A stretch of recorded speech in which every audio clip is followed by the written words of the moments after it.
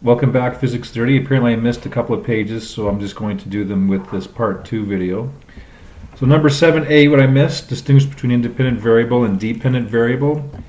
It's just like in real life. Independent, if you're independent, that means you're not influenced by someone else, you do your own thing. Whereas if you're dependent, you may be dependent upon your parents or guardians. Whatever they do, whatever you do depends upon what they did. Similarly, if you look at independent and dependent variables, independent variable, a variable that the experimenter chooses to change, and most often than not in physics we're talking about time where that's concerned. It's not influenced by anything else, but it influences other things, and that is the dependent variable. The dependent variable changes as a result of the changes that happen with the independent variable. For example, distance traveled. If you're traveling in a constantly moving vehicle, the distance you travel depends upon how much time has passed by. And quite often we make graphs illustrating this. The independent variable is on the x-axis most of the time, and the dependent variable is on the y-axis. So dependent depends upon independent. Y is a function of x.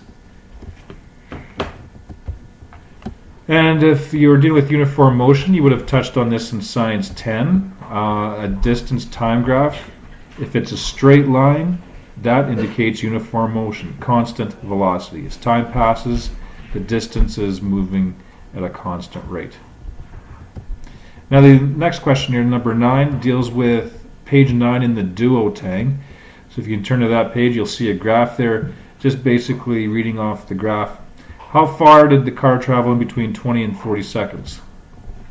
So take a look at your graph there, and you'll see that at 20 seconds, the person had moved 400 meters. At 40 seconds, 800 meters, so of course the difference there is 400 meters. Part B, how long did it take the car to travel 300 meters from the start?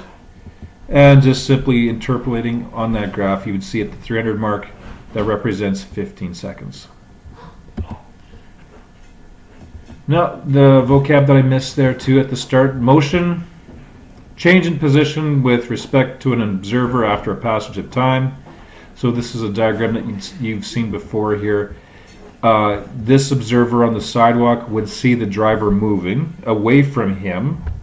So there is motion there. As time passes, the driver is moving away. But this person in the back of the car would not see the driver moving because they're moving together. The driver is not moving with respect to the passenger. So the same situation, but two different observations. As mentioned earlier, uniform motion, moving in a straight line with constant speed. And of course, the distance time graph would be an increasing straight line.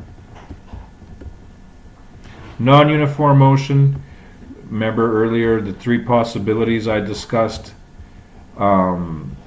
So if uniform motion is straight line, constant speed, I could have constant speed with non-straight line, non-constant speed but a straight line, or of course both are changing. That would be a possibility as well. So a distance time graph for non-uniform motion would simply not be a straight line, so that opens up a lot of options. Okay, I think those are the missing pieces from the assignment. We'll see you later.